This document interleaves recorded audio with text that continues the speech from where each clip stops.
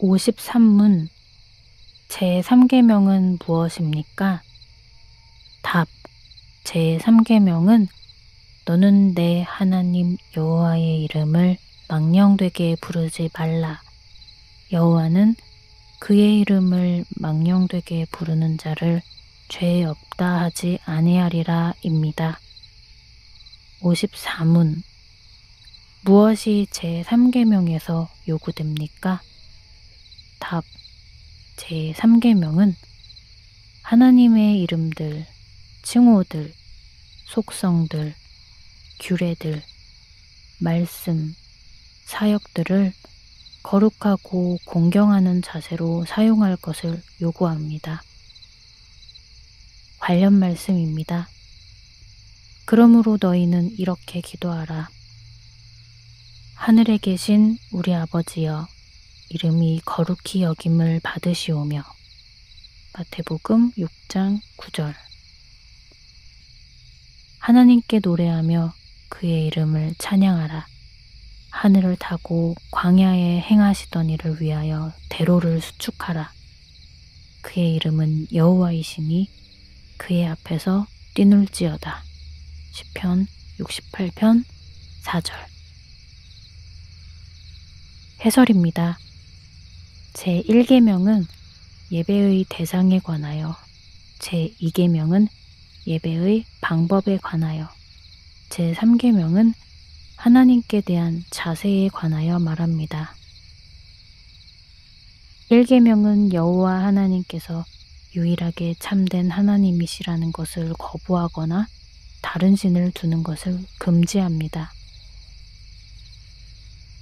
2계명은 무한하시고 영원하신 참된 하나님을 유한한 우상과 형상으로 만들어 참된 하나님을 왜곡하는 것을 금지합니다. 3계명은 그 참된 여호와 하나님의 이름을 인간적인 수준으로 생각하여 가볍게 부르는 것을 금지합니다.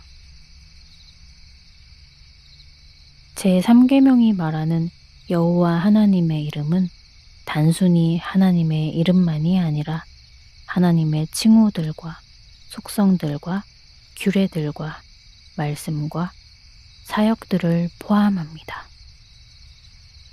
하나님께 직접 속하는 것 모두가 여기에 해당한다고 알 수 있습니다.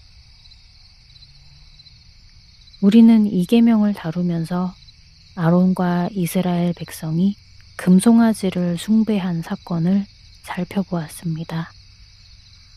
그들은 여호와란 어휘를 사용했지만 그들을 구원하신 하나님을 지칭하지 않고 금송아지를 가리키는 데 사용했습니다.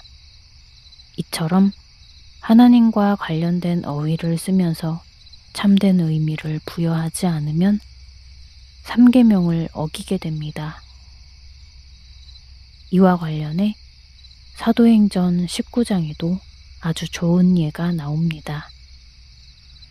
하나님께서는 에베소에서 전도에 힘쓰는 바울과 함께 하심으로 놀라운 능력을 행하게 하셨습니다.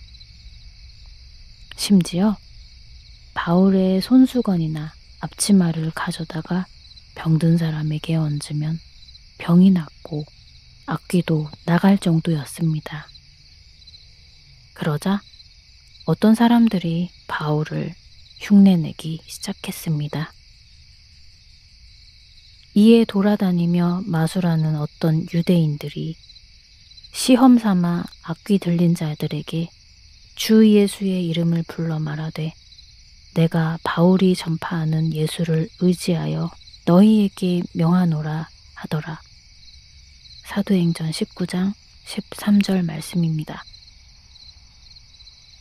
그런 일을 했던 사람들의 대표격이 제사장 스게와의 7 아들이었습니다. 하지만 그들은 낭패를 보았습니다. 악귀 들린 사람이 내가 예수도 알고 바울도 알거니와 너희는 누구냐? 라고 말하며 그들을 힘으로 제압했기 때문입니다. 예수 그리스도에게는 모든 영광과 권세가 있지만 예수라는 이름 자체가 어떤 주문처럼 작용하는 것은 아닙니다. 예수님에 대한 참된 신앙 없이 예수라는 단어를 활용하는 행태 역시 하나님의 이름을 망령되게 부르는 것에 해당합니다. 신자들은 어려운 일을 당할 때 하나님의 감찰과 도움을 구하며 아버지, 주님을 부릅니다. 이 경우에도 진실한 마음을 담아 말해야 합니다. 진실한 마음 없이 습관적으로 가볍게 말하는 것은 위험합니다.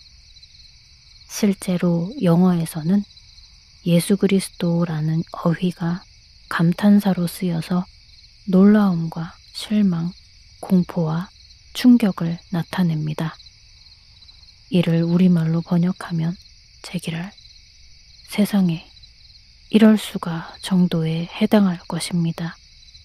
참 안타까운 일입니다. 우리에게도 그런 위험이 도사리고 있습니다. 기쁜 일이나 감사한 일 앞에서 할렐루야로 하나님을 찬양하는 것은 좋습니다. 하지만 이 역시 진심으로 하나님을 찬양한다는 의미를 담지 않고 감탄사처럼 가볍게 사용해서는 안 될 것입니다. 진지한 마음가짐 없이 말하다 보면 점차 별것도 아닌 일에 할렐루야를 남발하게 됩니다. 그래서 나중에는 감탄사나 기합처럼 아무 때나 할렐루야가 나올 수 있습니다. 신자들은 절대로 하나님에 관한 호칭을 감탄사처럼 함부로 남용하면 안 됩니다. 이는 3계명이 금지하는 바입니다. 내가 주를 바라오니 성실과 정직으로 나를 보호하소서.